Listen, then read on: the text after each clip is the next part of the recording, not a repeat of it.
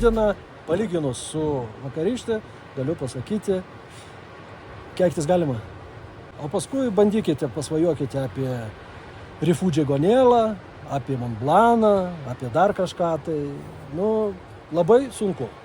Šiandien sunkiau, lyginant su Faratom, o šiaip bendra tokia nuomonė, sakykime, tie, katrie galvoja, kad ten haikina ir taip toliau, jūs čia varysit, tai taip nebus.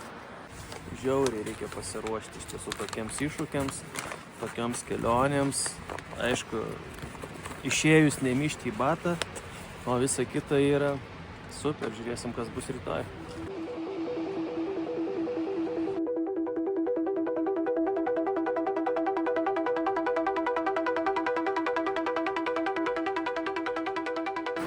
Tai tiek.